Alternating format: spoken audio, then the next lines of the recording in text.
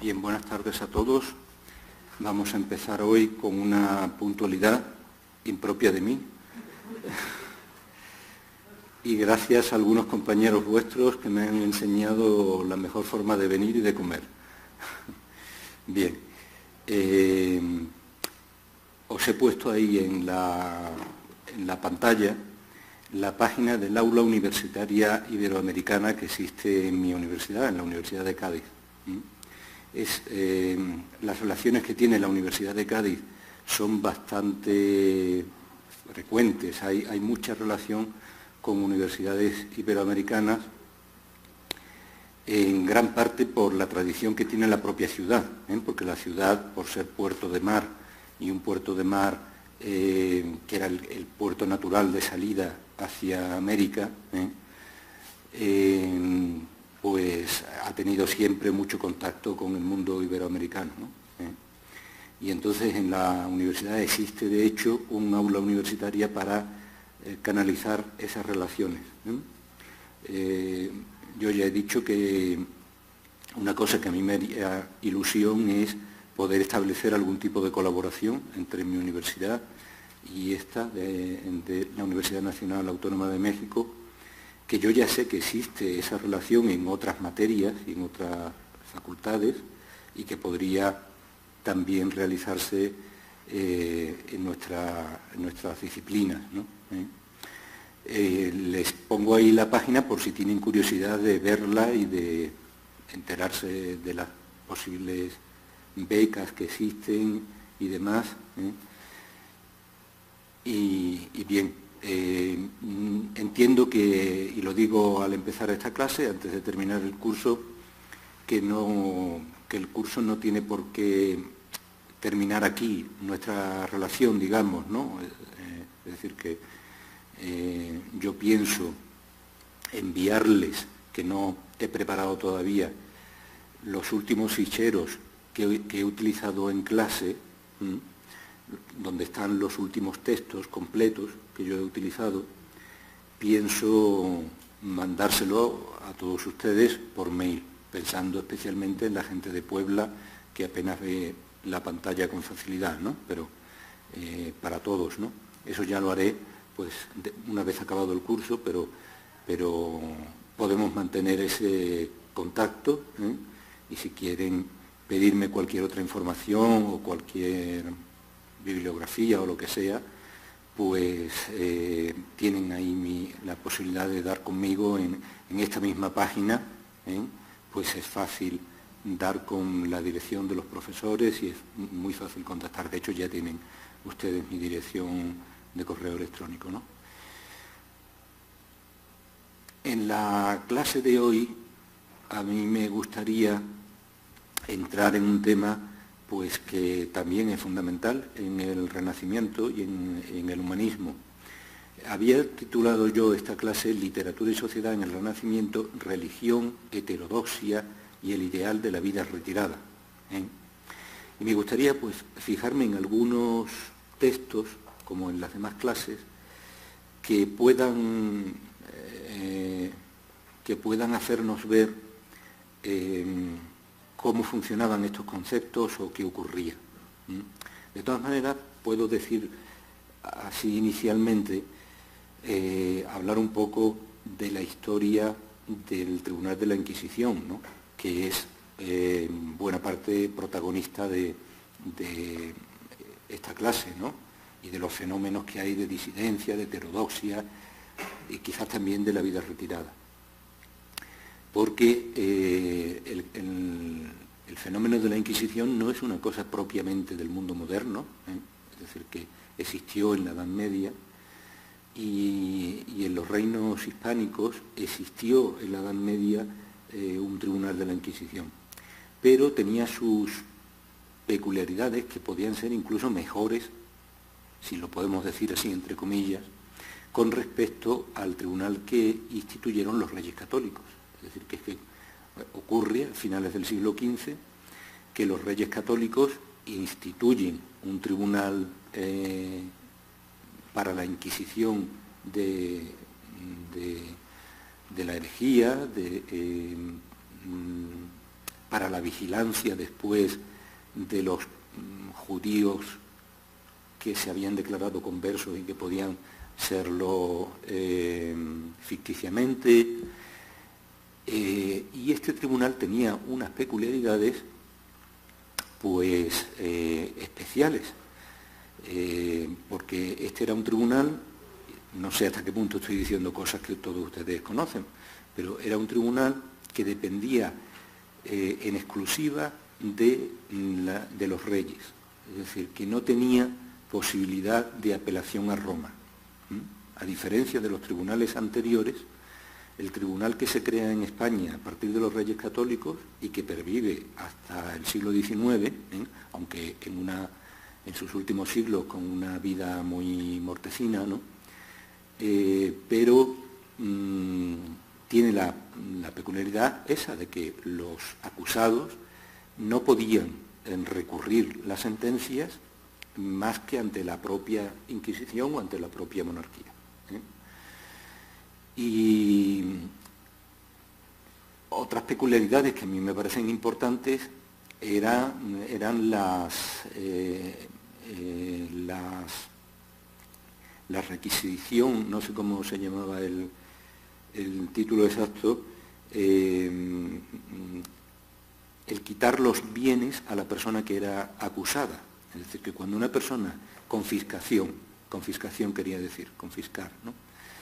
Que había un momento en el proceso judicial en el que solo porque una persona había sido acusada y sin que hubiese todavía sido condenada, era posible confiscarle sus bienes hasta que se resolviera la causa. Y claro, eso es una cosa muy compleja, vamos, es una situación, era muy fácil que una persona que quisiera atacar a un enemigo suyo, pues la forma más fácil de fastidiarle la vida y la hacienda era denunciarlo ante la Inquisición. En las cárceles de la Inquisición, lo mismo que en las cárceles en general de aquella época, los presos estaban encarcelados y nadie se preocupaba de darles de comer. Es decir, que una persona entraba en una cárcel y tenían que ir los familiares, los amigos, tenían que llevarle de comer, de vestir, Y el tribunal, en buena parte, se financiaba a partir de esas confiscaciones que hacía de bienes. Claro, todo esto alimenta fácilmente una dinámica de corrupción que ya de por sí es un poco, es un tribunal llamativo en cuanto que lo que hace es perseguir las ideas, no persigue delitos o acciones en contra del bien común, sino las ideas. Ya de por sí eso es un poco peculiar, aunque en aquella época, bueno, pues existía esa forma de pensar, pero en fin, yo soy de la opinión de que no debía nunca haber existido, ¿no? dentro de la Iglesia, ¿no? Yo creo que a las personas creyentes, que yo lo soy y no me da nada de decirlo, es algo que nos avergüenza, ¿no? A mí por lo menos me avergüenza, ¿no? Y bien, de todas maneras, ese fenómeno pues existió, ese tribunal. En 1400, yo no recuerdo exactamente la fecha en que los Reyes Católicos nombraron al primer inquisidor general del Reino de Castilla, que fue Torquemada, el famoso Torquemada. Pero al poco de nombrar a Torquemada, los Reyes Católicos se dieron cuenta que tenían que extender el tribunal inquisitorial, que si querían gobernar los dos reinos, Castilla y Aragón, de una misma manera, pues tenían que extender el tribunal a Aragón también, ¿no? Y entonces instituyeron un tribunal en Aragón y pusieron como inquisidor general de ese tribunal a Pedro de Arbués, que era un canónigo de la Catedral de Zaragoza. Pues lo nombraron inquisidor general y al poco tiempo de nombrarlo inquisidor general, ese nombramiento despertó muchas reticencias en el Reino de Aragón, pues porque tener allí un tribunal inquisitorial con sede principal en Zaragoza y con un inquisidor principal que era este hombre Pedro de Arbués, pues era entrar en esta dinámica que yo he dicho antes, es decir, que se podían... Las acusaciones, además, ante el Tribunal de la Inquisición eran sin declaración de testigos, ¿eh? Una cosa que hoy día nos da risa, ¿no?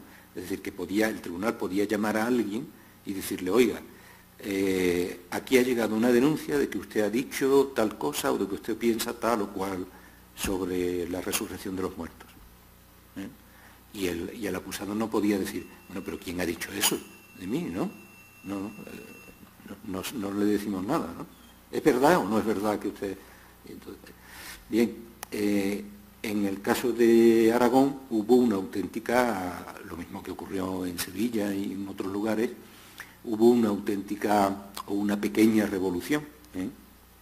Y en concreto Pedro de Arbués fue asesinado, ¿eh? Por este motivo, es decir, que una noche salía, según cuentan las crónicas, una noche salía para hacer sus rezos en la catedral a primera hora de la madrugada y un grupo de gente entró con él en la catedral y lo degollaron dentro de la catedral, ¿no? Bien, se hicieron pesquisas, por lo que dicen las crónicas, se hicieron pesquisas, se encontraron responsable a un grupo de judíos que vivían en Zaragoza, fueron detenidos y ejecutados, ¿eh? Y a partir de entonces el tribunal siguió su marcha, se nombró a otro sustituto después de Pedro de Arbués, y la fecha de su muerte, que fue el 14 de septiembre, en Zaragoza empezó a ser celebrada, ¿eh? Es decir, que empezó a celebrarse, se consideró que la muerte de Pedro de Arbués había sido una muerte por causa de la fe, ¿eh? Y que había sido un martirio, por tanto, ¿eh?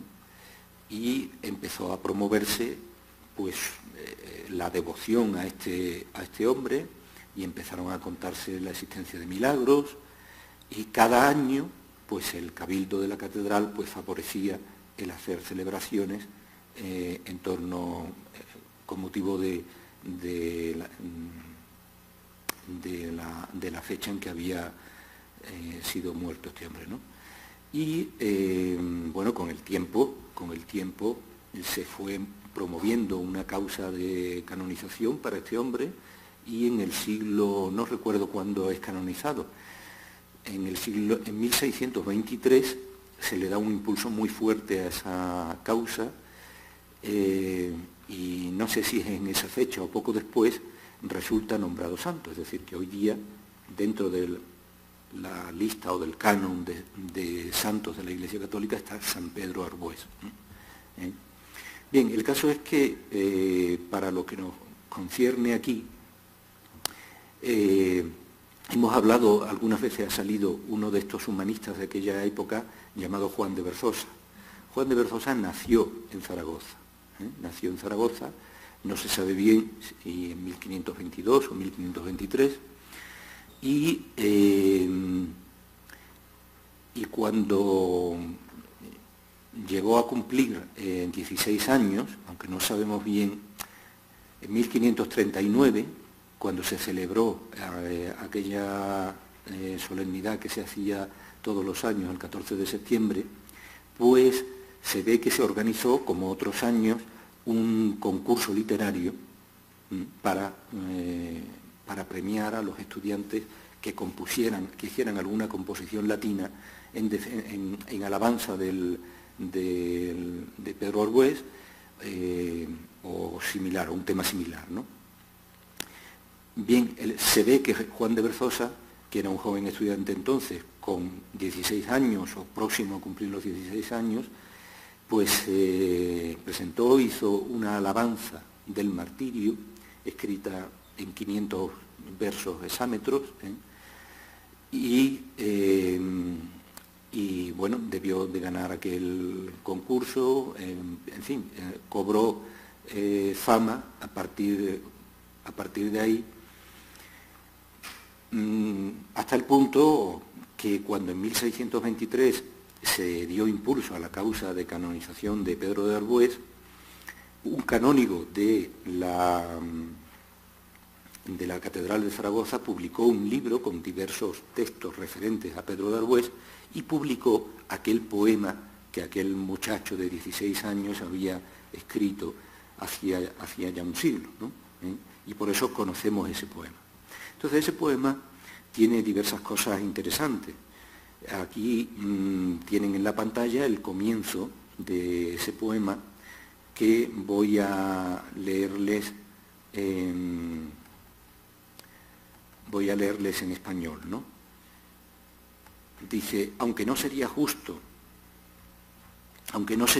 despreciar el muy venerable nombre del martirio, no voy a negar que tiemblo por mi deseo de narrarlo, ni que he dudado bastante en este punto. Pero sin embargo me vence la decisión que acaba de asentarse en mi mente, ardo por el deseo de referir la alabanza y el honor de la virtud sobre la que es mi intención cantar, me hace audaz, me espolea y me obliga a hablar de la importancia de tan gran asunto.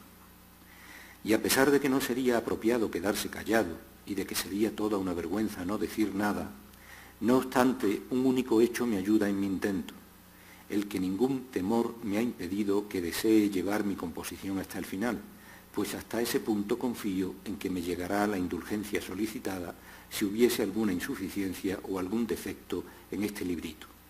Que mis fuerzas, pequeñas para el poema, dejen paso por tanto a mi espíritu y escribamos expulsando del corazón todo temor. Al estudiar este poema me fue relativamente fácil darme cuenta de cuál era su fuente principal, porque antes de iniciar el poema, Juan de Berzosa escribe una carta al cabildo de la catedral en la que dice que su principal ideal o su principal modelo era San Cipriano. Y bueno, pues San Cipriano de Cartago, es un autor, como saben, de la Antigüedad tardía, que escribió dos textos. Inmediatamente busqué qué textos había escrito Cipriano sobre el martirio. Tiene un texto llamado Ad Fortunatum, dedicado a Fortunatum, que habla, que es prácticamente una recopilación de citas o de lugares comunes referentes al martirio, y escribió otro libro que se titula De Laude Martiri, sobre la alabanza del martirio. Y en cuanto pude leer ese libro, ese librito de San Cipriano, me di cuenta que lo que había hecho Juan de Berzosa era versificar en hexámetros, además con una cierta artificiosidad y no mucha habilidad, el tratado de San Cipriano. En la pantalla pueden ver parte de mi edición en la que aparece el texto latino y luego abro un primer aparato de notas en el que incluyo el fragmento de San Cipriano que es versificado por Juan de Berzosa en la parte de arriba. Me explico, ¿verdad? Creo que lo ven más o menos en la pantalla, ¿no? El texto empieza en latín diciendo, lo tenemos aquí: et si martiri nimium venerabile nomen spernere non aecum est, nec in hoc trepidare favore dicendi, neque enim nil hic dubitase negabo. Empieza diciendo así, ¿no? Y el texto de San Cipriano empieza diciendo: et si incongruens est, fratres carissimi, in hoc favore dicendi, aliquid trepidationis afferre, minimeque deciat gloriam tanta et devotionis infringere, y sigue, ¿no? Es lo mismo, es una versificación, y así se puede hacer con todo el texto. Otra cosa que me planteé es decir, bueno, ¿y cómo es que un chico de 16 años se le ocurre coger un texto de San Cipriano? Pues muy probablemente porque en la escuela donde estudiaba, pues habían trabajado a San Cipriano. ¿Y qué libro de San Cipriano, qué edición de las obras de San Cipriano podrían haber utilizado? Estuve viendo y existe una edición no muy anterior de Erasmo. Erasmo de Rotterdam editó varios textos de Cipriano de Cartago y entre ellos editó el de Laude Martiri y editó el libro Ad Fortunatum, que trata también sobre el martirio. Bien, pensé que lo más fácil es que hubieran utilizado en la escuela para enseñar a los alumnos y al propio Juan de Berzosa ese libro de Erasmo, esa edición de Erasmo. Y ciertamente cada vez me confirmaba más en ese hecho. Eso ya es una muestra clara de lo que Erasmo influyó en esta época. Es decir, que estamos hablando de los años 30 del siglo XVI, y Erasmo tiene tanta repercusión en España que incluso se utilizan sus ediciones de los autores cristianos para la enseñanza en la escuela, ¿no? Tengo aquí otro pasaje que leo también en español.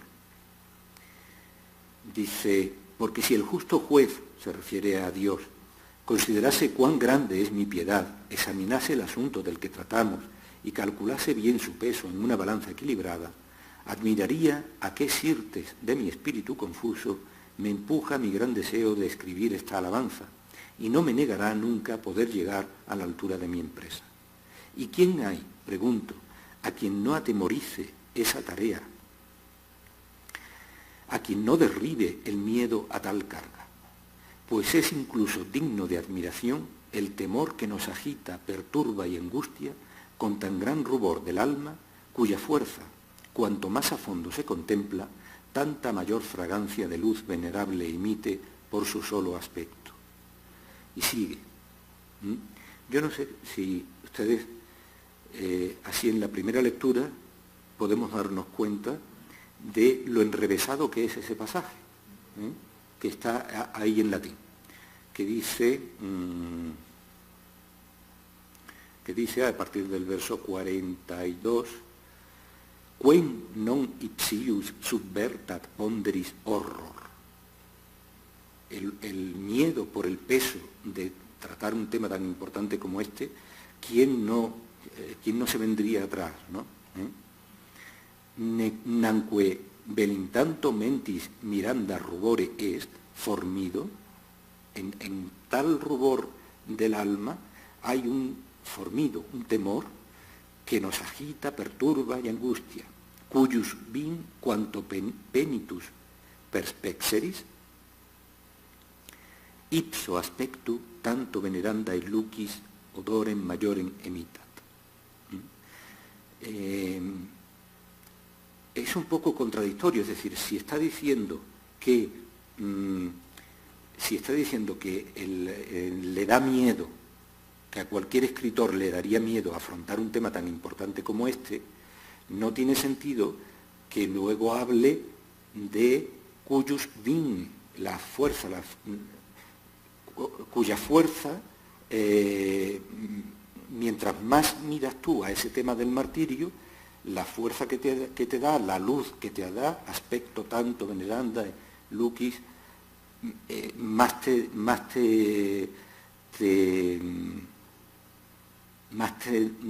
ayuda, te da fuerza.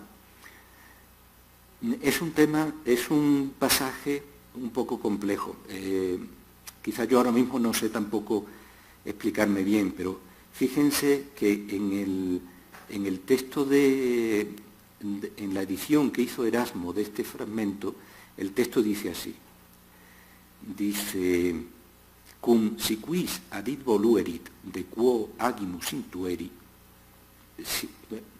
porque si alguno quiere mirar a este asunto del que vamos a tratar, se devotionis expensa atque ipsa eius magnitudine ponderata, teniendo en cuenta el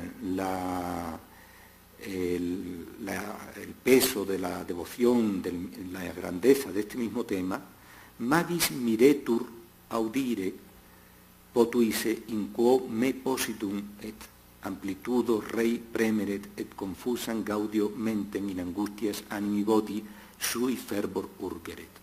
Más se miraría de en qué situación me he puesto yo al tratar este tema.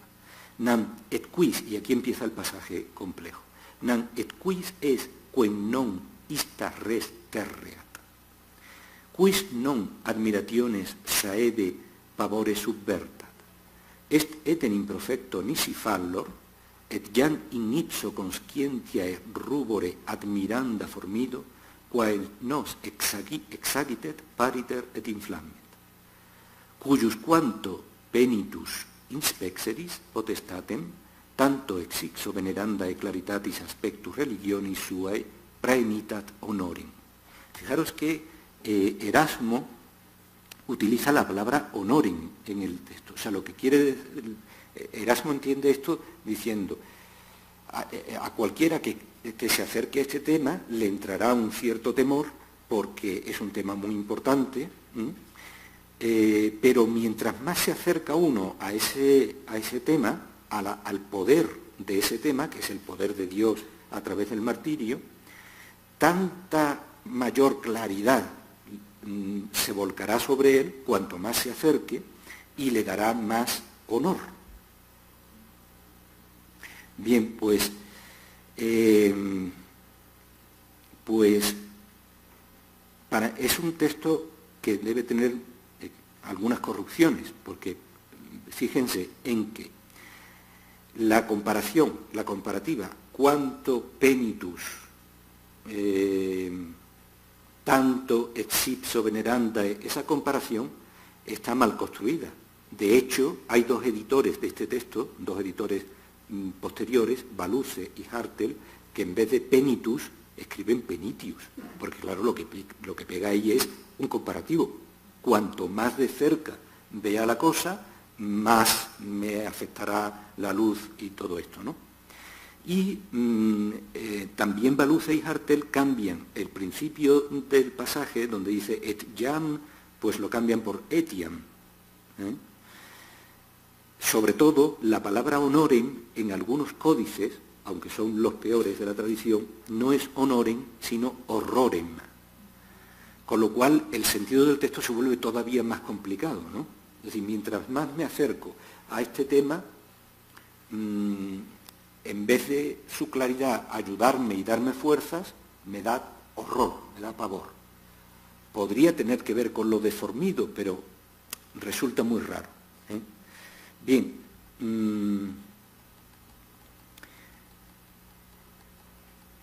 cuando tengo aquí el pasaje, y tengo aquí un comentario sobre el pasaje. El pasaje patrístico es complejo en su propia transmisión textual. Baluce y Hartel no admiten la lectura rubore aceptada por Erasmo. Hartel reseña en el aparato crítico su existencia en el manuscrito T, uno de los manuscritos, aprobando quizás su valor si se entendiera con el valor de pudore. Pero tanto Hartel como Baluce no entienden que esa palabra deba ser rubore, sino robore. Es decir, lo que produce este tema, lo propio de este tema es la fortaleza de la virtud del martirio, que es la que puede echar un poco para atrás al escritor, pero el rubor no suena tanto, Al menos estos dos editores no lo ven tan claro. A su vez, Baluce anota que la palabra formido, admitida por Erasmo, por Baluce y por Hartel, perdón, aquí algún error, aquí debe sobrar Baluce.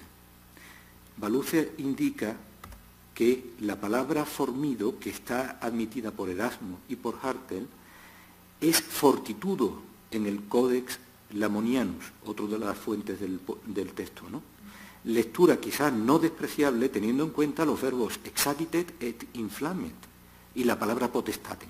Es decir, si dice que si el tema es un tema que tiene potestas y que inflama el espíritu, pues quizás la palabra fortitudo sea mucho mejor que formido. De manera que es un texto complicado. Baluce y Hartel corrigen acertadamente la expresión de Erasmo quanto penitus en quanto penitius, basándose en la tradición, aunque en esta se encuentran también otras lecturas. Por último, la palabra final del pasaje es horroren en Baluce y Hartel, desechando ambos en el aparato crítico los numerosos testimonios a favor de honoren, que es la lectura de Erasmo. Baluce se ve obligado a incluir una nota explicativa para Formido, indicando que no se trata propiamente de temor, sino de la reverencia debida al tema de que se trata. Bueno, pues lo más curioso en este caso es que en el texto de Berzosa lo que pone es lucis odoren. No pone ni horroren ni honoren, sino odoren. Y qué cosa más extraña. Y esto de la luz, del olor de la luz. Los versos de Berzosa son herederos de la complejidad de su modelo, ateniéndose lógicamente a las únicas lecturas que conocía, las de Erasmo, que eran las únicas que él conocía. Pero, curiosamente, altera la palabra final. Donde las 4 ediciones de Erasmo escribían honoren, Berzosa escribe odoren. Podría tratarse de un error en la edición de 1623 de Blasco de Lanuza, pero también podría tratarse de una innovación por parte del joven Berzosa, y acertada, además. Esa luz venerable, lucis venerandae, dice justamente antes, a la que se aplica honoren u odoren, más cegadora cuanto más es mirada, recuerda en última instancia al famoso pasaje de la conversión de San Pablo, cegado por una luz en pleno día. Y hay que tener en cuenta además que hablar de la fragancia o el olor de la venerable luz de la religión puede tener tanto sentido como honoren si consideramos que la luz en la antigüedad y en la propia época de Berzosa está mucho más asociada con la combustión que en nuestros días. Era costumbre religiosa quemar perfumes en el fuego, con lo que se asociaban ambos sentidos. Ahí tenemos ejemplos de Ovidio. Más aún, un valor similar de odor es frecuente en San Pablo. En la segunda epístola a los Corintios, San Pablo habla de odoren notitia sue, manifestat per nos in omni loco, cuia Christi bonus odor sumus. El olor de su conocimiento se manifiesta a través de nosotros en todo lugar porque somos el buen olor de Cristo. Y esto fue transmitido a otros escritores muy probablemente conocidos también por Berzosa en la escuela, como por ejemplo San Ambrosio, en su libro de Virginibus, ex omnibus enim partibus mundi odor sacrata religionis adolevit, dilectae quo virginis membra flagellarum, escrito así medievalmente, es un error, odorífero sacra e fructus religiones, dice en otro tratado del Espíritu Santo. Es decir, que esa palabra odoren estaba en la tradición cristiana que probablemente Berzosa estaba manejando en la escuela. Pero sobre todo, lo más impresionante para mí de esto fue que encontré en la edición de Erasmo sobre las obras de San Cipriano, Erasmo, siempre fiel a sí mismo, hizo una cosa que es editar, como si fuera de San Cipriano, un tratado sobre el martirio que llamó De Duplici Martirio, sobre el doble martirio o el doble sentido del martirio, que realmente compuso él. Es decir, que él se inventó un tratado en el que hablaba, y es una idea muy moderna, si queremos decirlo así, hablaba de que el martirio era un concepto muy importante en la religión cristiana, pues porque claro, el mártir da testimonio de su fe más allá de su vida, pero quizás a Erasmo le resultaba demasiado rimbombante toda la literatura que había en torno a este tema, y él habla de que también para los cristianos existe el martirio de cada día, ¿no? Es decir, que vivir conforme a la fe, tal y como lo entendía Erasmo, ya de por sí conllevaba una serie de sacrificios que podrían compararse con el martirio y eran más, digamos, más dignos de, no sé cómo decir, de tratar y de desarrollar y de enseñar a los jóvenes que toda aquella literatura rimbombante. Y en un pasaje de ese De Duplici Martirio dice Erasmo: Beatus autem Paulus splendidiore etiam verbo usus est.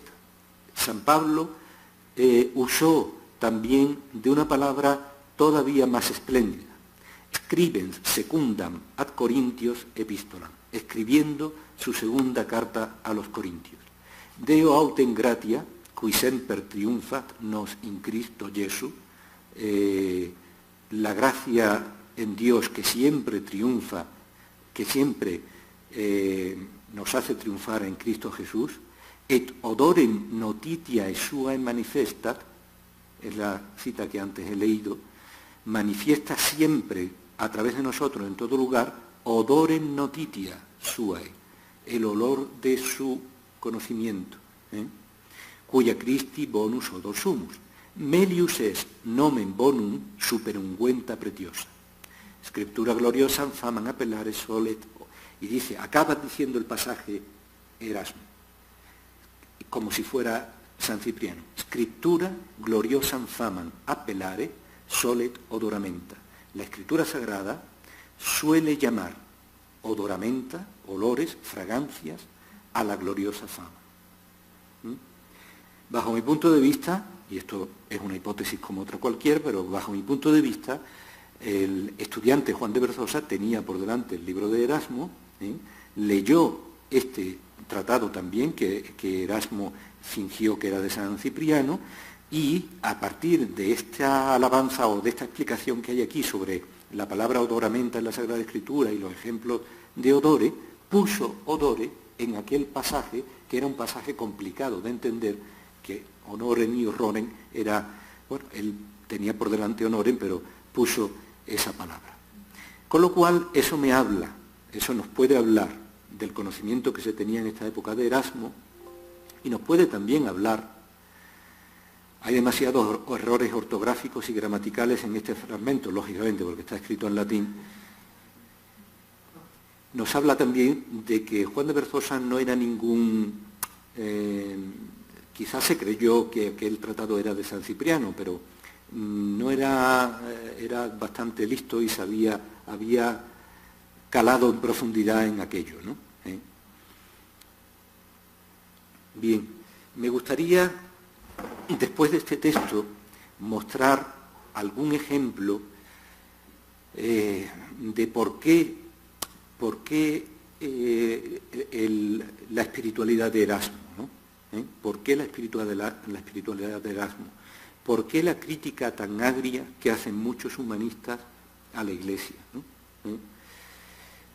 Y pienso que es bueno conocer el momento de corrupción en el que estaba la Iglesia en este momento. O cuando digo la Iglesia, podemos decir la curia romana o los eclesiásticos de la curia romana o así, ¿no?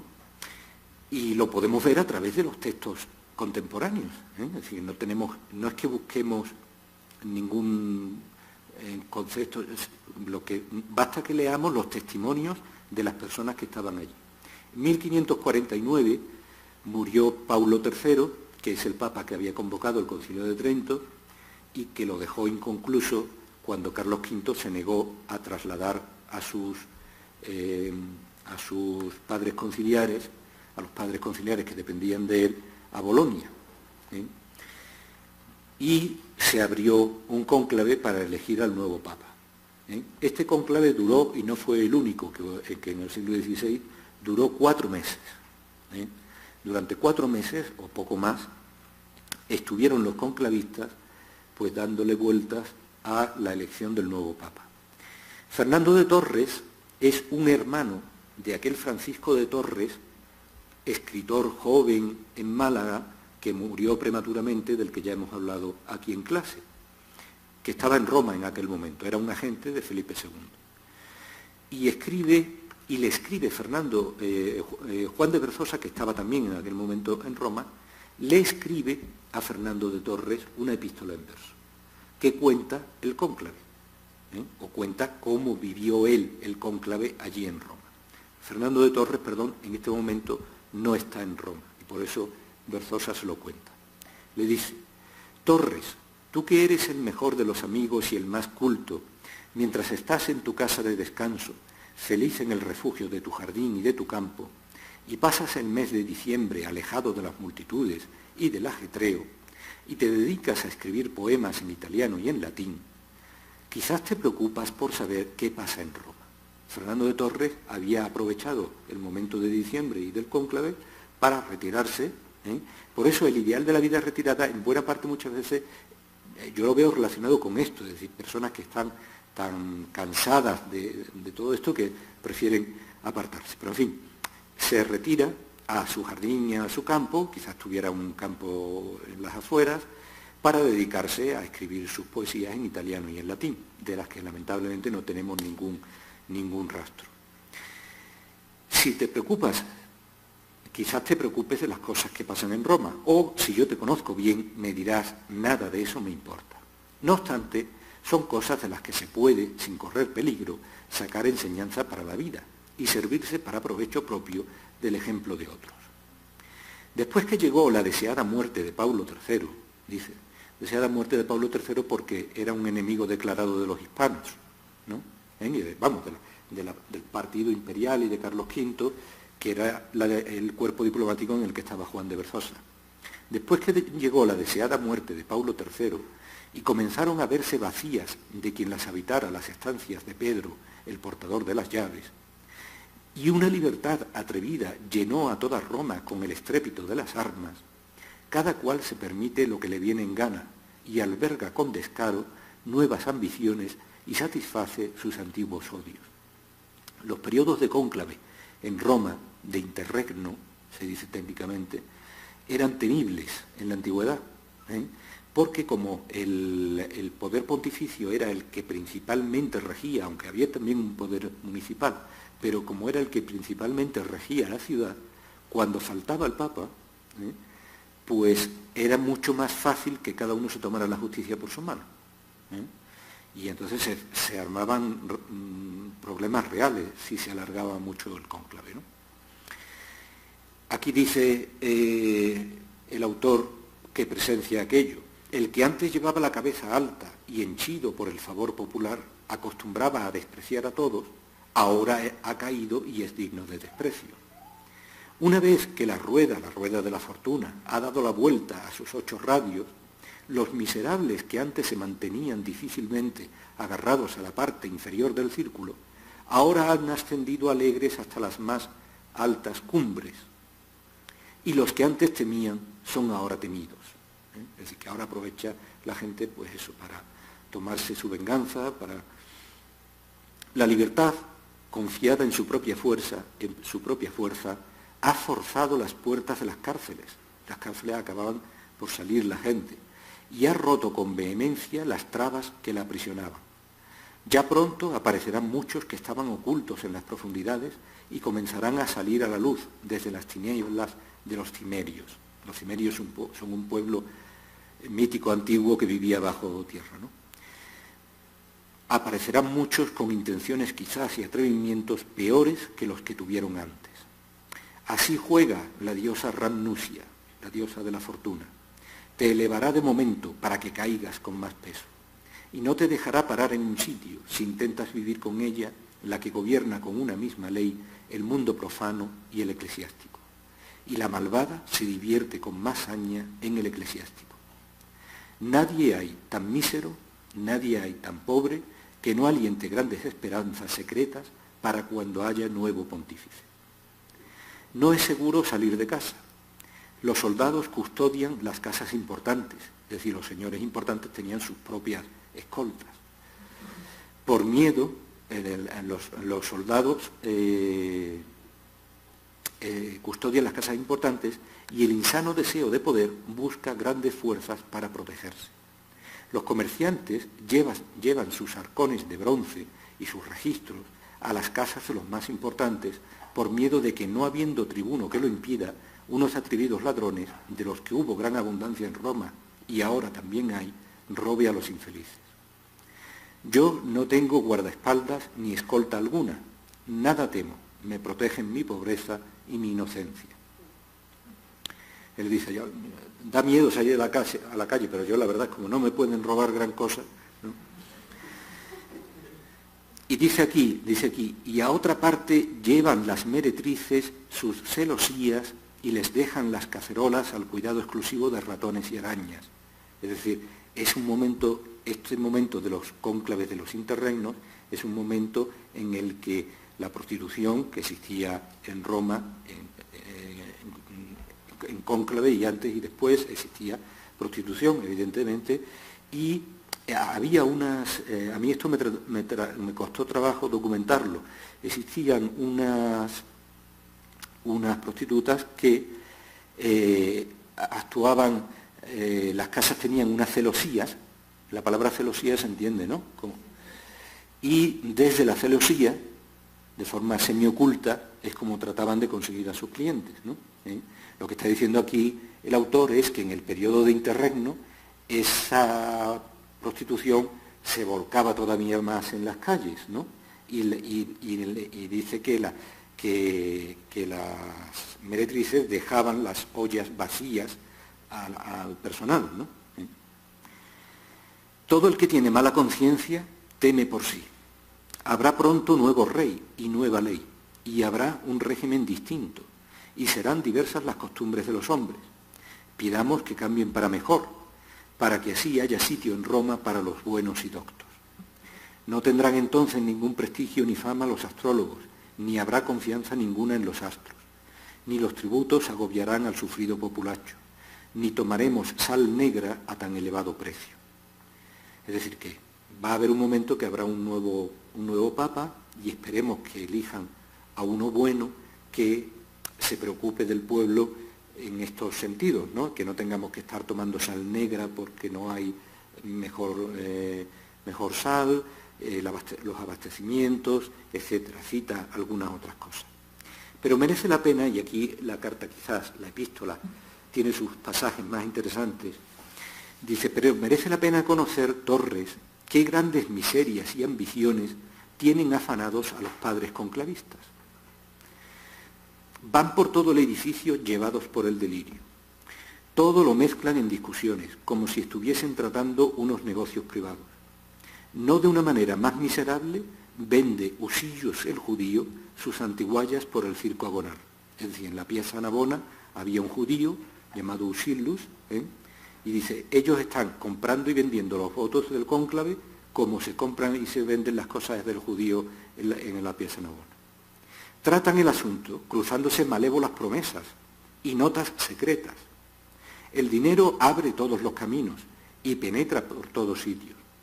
Sube las murallas y se filtra en la casa de bronce de Danae. Aquel rechaza a Polo. Polo era el cardenal Reginald Pole, que era un británico, en parte responsable de la vuelta de la Iglesia de Inglaterra a la obediencia de Roma, con la reina María Tudor, y que era un cardenal pues que tenía fama de ser reformista, por así decir, ¿no? Tenía muchos humanistas que dependían de él, y había muchos de estos escritores que eran muy partidarios de este cardenal por su ascendencia noble, en parte por su carácter de intelectual también que tenía, ¿no? Y dice, aquel rechaza a Polo. Desde luego que Paul, es bueno y piadoso y parece poder llevar eficazmente los asuntos de Roma, pero se piensa que corregirá muchas desviaciones y que expulsará de Roma las malas artes y costumbres.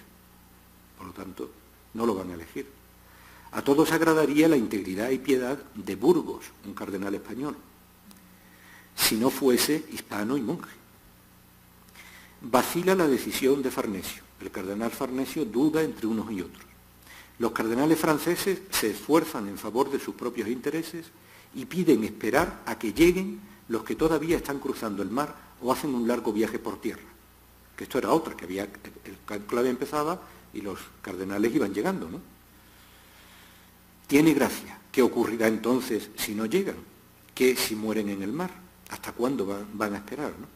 El aplazamiento de la decisión indefinida en un sentido o en otro con el fiel de la balanza equilibrado o desequilibrado provocaría una tardanza y un tiempo que llevarían a que los asuntos de Roma sufran un gran detrimento. Aquel es hispano, no es bueno. Aquel italiano no agrada. Es inglés, malo es. Que un francés, también él es reprobable, llenará a Italia de vino y de armas. No es que odien con malicia a la nación, sino al nombre del pontífice. ¿Quieres que te diga lo que pienso? Que la elección recaerá en uno que sin augurios y sin prosapia no sea digno de ponerle las alforjas al burro. Añade a esto que el afán de lucro mueve a no pocos padres en el mismo cónclave. Los trapecios, la plaza pública donde se hacían los negocios en Roma, los trapecios enteros saben cuántos votos obtuvo Paul y cuántos el otro, que esta era otra cosa. En el cónclave, el cónclave teóricamente era un espacio cerrado en el que nada entraba ni salía, pero en la realidad no era así. La realidad no era así. Es decir, que había los cardenales entraban en el cónclave, para empezar, con una pequeña corte casi. Entraban con un conclavista, que se llamaba, que era un secretario que le ayudaba a negociar los votos y la candidatura. Es decir, que existía el personaje del conclavista, era una cosa oficial. Yo he llegado a leer en la Biblioteca Vaticana un manuscrito que es un tratado sobre cómo deben actuar los conclavistas en el cónclave, ¿no? Claro, todo esto es la corrupción a la que yo me estoy refiriendo. En aquella época, los cargos de la curia, hoy día existen en la curia romana, existen dicasterios, que es la forma traída de la época romana antigua, en que se llama a los ministerios de la curia, ¿no? Se les llama dicasterios.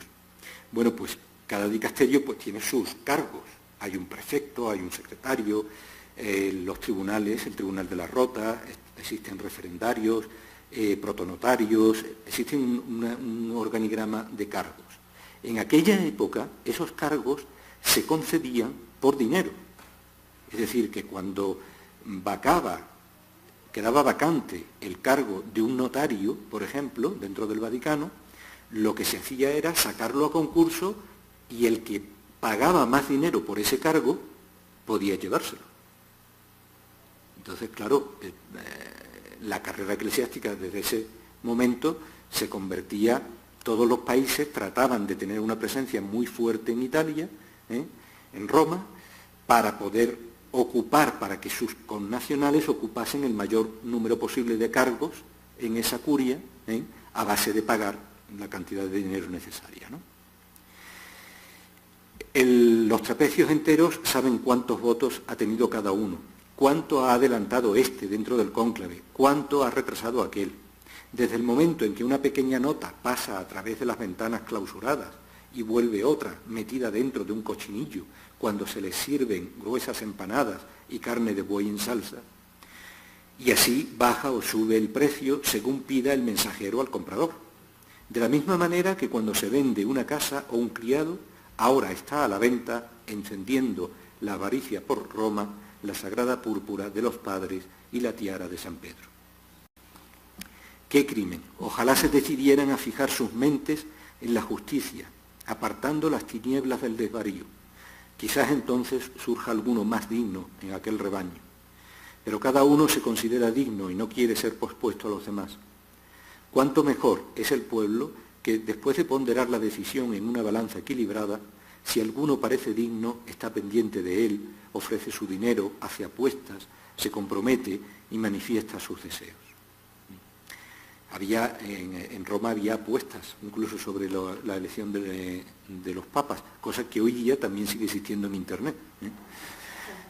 Ocurriría, ciertamente, ocurriría esto, acaba diciendo el autor, si los monseñores siguieran los pasos de nuestros antepasados. Es conveniente que aireen estas cuestiones confidenciales y romper la palabra dada y la justicia y hacer negocio con una decisión sagrada. Pues ahí estamos atascados, Torres, y en torno a este quicio, Torres gira la cuestión. es de desear que tenga un buen final. Pero le dice Berzosa todo socarrón al final de la epístola. Ahora bien, si tú alabas todo esto, ve, toma para ti el capelo púrpura. Es decir, si a ti todo este tejemaneje te parece bien, entonces llegarás a cardenal.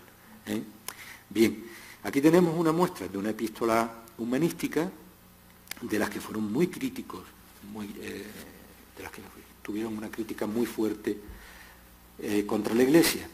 ¿Qué ocurre con esta epístola? Sabéis que Juan de Berzosa escribió un libro de epístolas en verso, al final, que vienen a ser un retrato, un testimonio de las personas que él había conocido en su vida y en particular en Roma, ¿no? ¿Qué ocurre con su epístola para Fernando de Torres? Pues que desaparece del epistolario, desaparece. Escribe otra epístola cortita en la que le dice a Fernando de Torres que él está en Roma, que desea volverse y tal, pero como si no hubiese vivido el cónclave, en absoluto. Esta epístola que les he leído la conocemos nosotros porque alguien en el mismo siglo XVI, en uno de los ejemplares de las epístolas en verso de Berzosa, que se conservan en el Palacio Real de Madrid, en uno de los ejemplares, en las páginas finales, que quedaban en blanco, la copió a mano. Sabía que esa epístola existía y dijo, bueno, pues la voy a copiar aquí. Y gracias a eso conocemos este testimonio. Pero si no, no lo conoceríamos. Bien, tengo diversos textos de carácter parecido que nos pueden servir para comprender aquella sociedad y aquella literatura. Por ejemplo, tengo aquí una misma, bueno, creo que lo mejor sería leer este poema. Os digo que el cardenal Reginald Pole tenía en torno de sí, bueno, muchos cardenales tenían pues una corte de escritores, de artistas, de humanistas, y Reginald Pole los tenía, ¿no? Y entre ellos está un escritor muy importante para la literatura italiana, que es Marcantonio Flaminio. Y tanto Flaminio como algunos, como el español Juan Páez de Castro, pues estaban en torno a este cardenal. Algunos de ellos, como Flaminio, estuvieron en el círculo de erasmistas que hubo en Nápoles en torno a Juan de Valdés.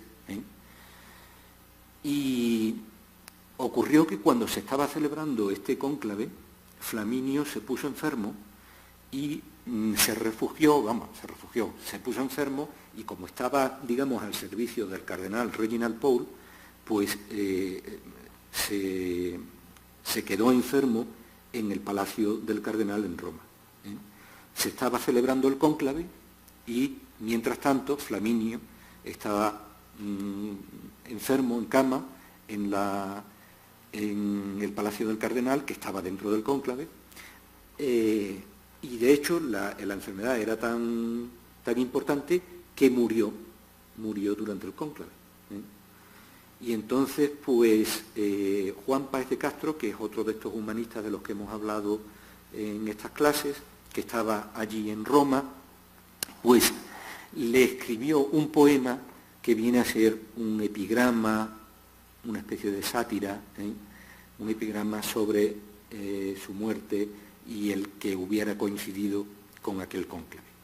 Dice, hay suceso lastimoso, hay decreto cruel de las diosas que tratáis las breves vidas de los hombres con manos severas.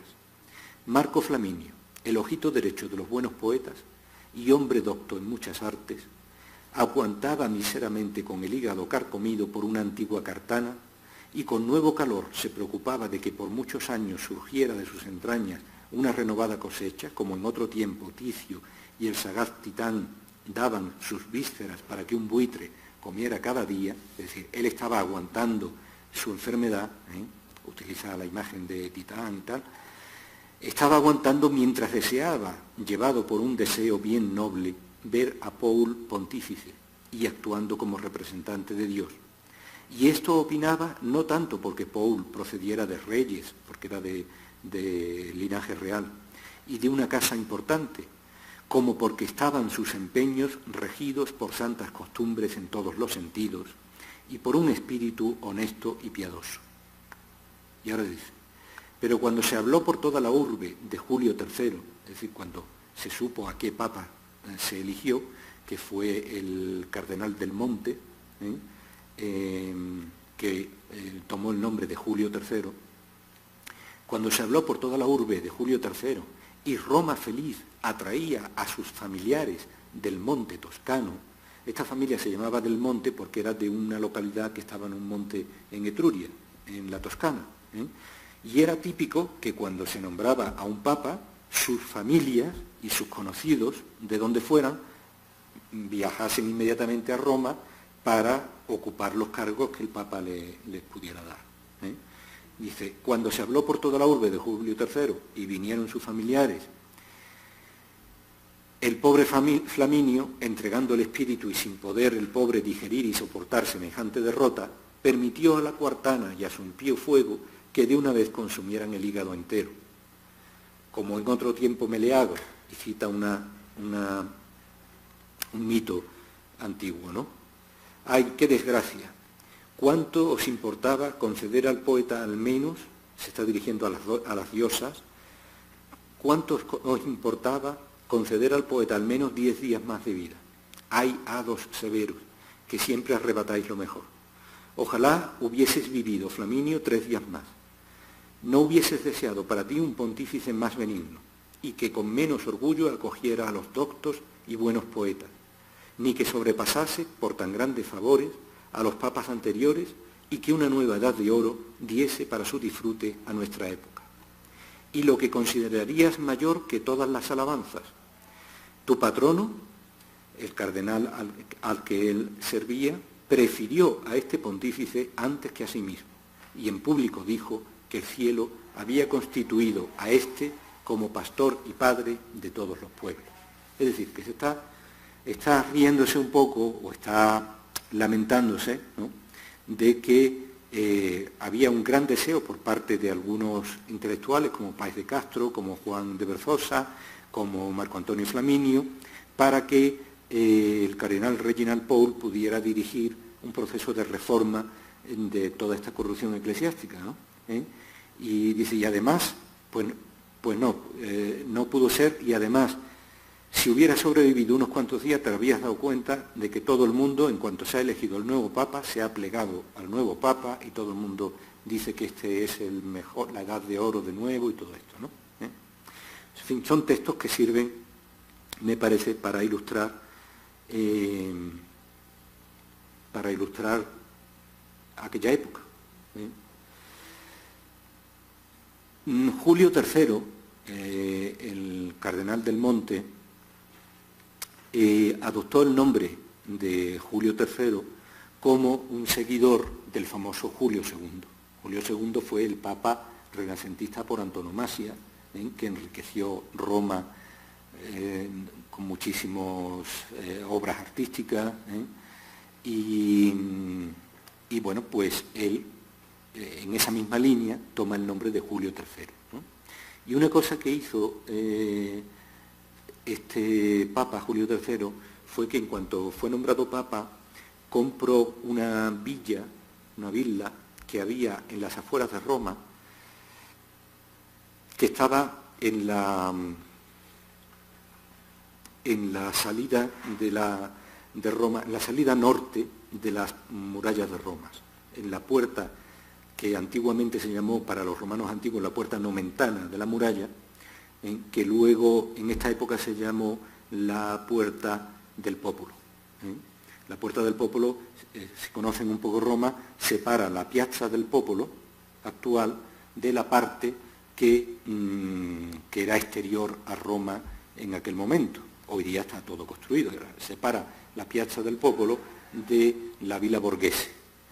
Bueno, pues cerca de la Villa Borghese había otra villa que la compró Julio III y la utilizaba como un sitio de recreo cuando en tiempos de descanso. Él podía desde los palacios vaticanos en San Pedro podía bajar hasta el río, lo llevaban en comitiva hasta el río y en barco lo llevaban hasta un apeadero, un pequeño muelle, y ese muelle estaba conectado con la villa que hoy día sigue conservándose y que hoy día se llama Villa Giulia, precisamente por este papa, y acoge el Museo Etrusco. Bueno, pues toda esa villa la ornamentó con esculturas antiguas, que fue consiguiendo de un sitio, de otro. En fin, es un papa renacentista en el sentido de valorar mucho la cultura antigua. Contrató a arquitectos y escultores tan importantes como Bartolomeo Ammanati o Giorgio Vasari, para que trabajasen en aquella villa. Y toda la villa se ordenó en torno a un ninfeo. Sabéis que los ninfeos son las grutas o los sitios sagrados donde se daba culto a las ninfas, en grutas con fuentes. Y entonces él creó un auténtico espacio interior que imitaba a una gruta profunda donde llegaba el agua de un acueducto que los romanos antiguos llamaron el Aqua Virgo y que en esta época se llamaba el Aqua Virgine.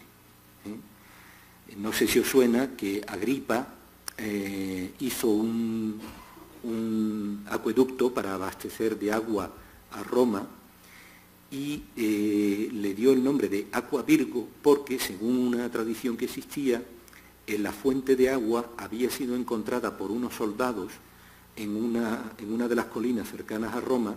Estaban buscando cómo abastecer a Roma de agua, le preguntaron a una muchacha y la muchacha les dijo que excavaran en un sitio y excavaron en ese sitio y salió agua y eso dio lugar al acueducto. Y entonces pues le dieron en la antigüedad el nombre de Aqua Virgo.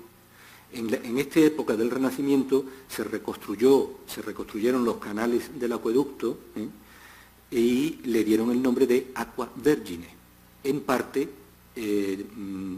haciendo referencia a la Virgen María.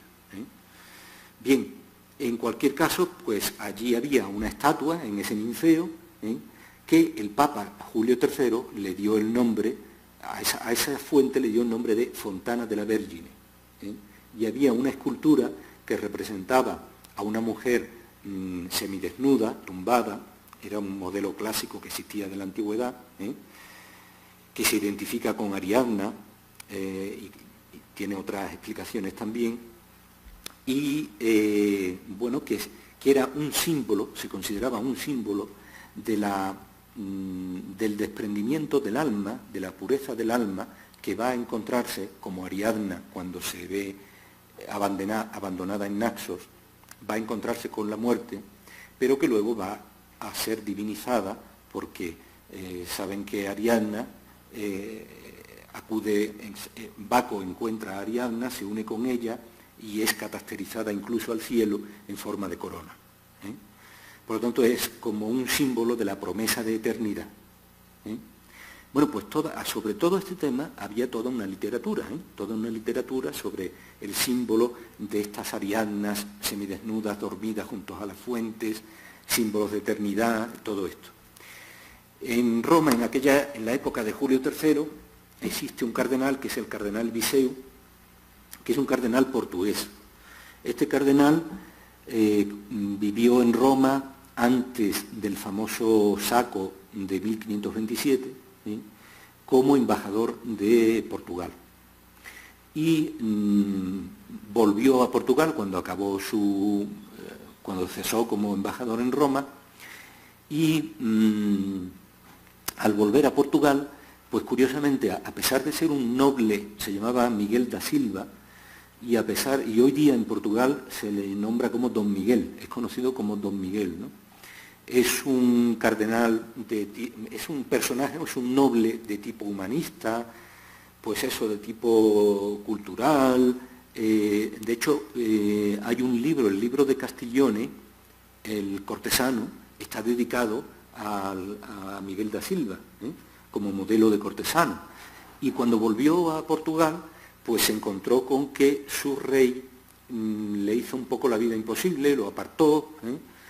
Bien, no se sabe por qué, pero es muy posible que tuviera que ver con las gestiones que había tenido que hacer el rey de Portugal para poder casarse con una familiar suya, obteniendo un permiso del Papa, un permiso que tuvo que gestionar el embajador Miguel da Silva, ¿no?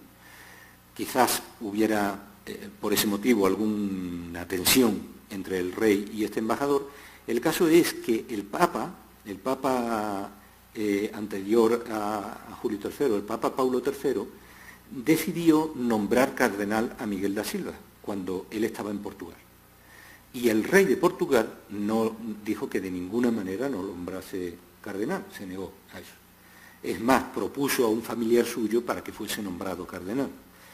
Entonces, el cardenal Viseu huyó de su patria, huyó de Portugal, se fue a vivir en Roma, accedió al cardenalato, fue nombrado cardenal, pero una vez que murió Pablo III, pues cayó en una vida, dejó de ser una persona, un cardenal importante, ¿no?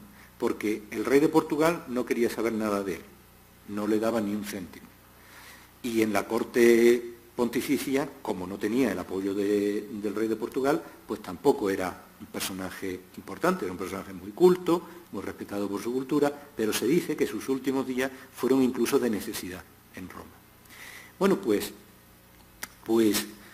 en 1552 Julio III inaugura su vila, su ninfeo, su fontana de la Vergine, y el cardenal Viseu escribe un epigrama, ahora verán ustedes cómo es el epigrama, para alabar a la idea que había tenido el Papa, aquella escultura que había mandado hacer y todo aquello, ¿no?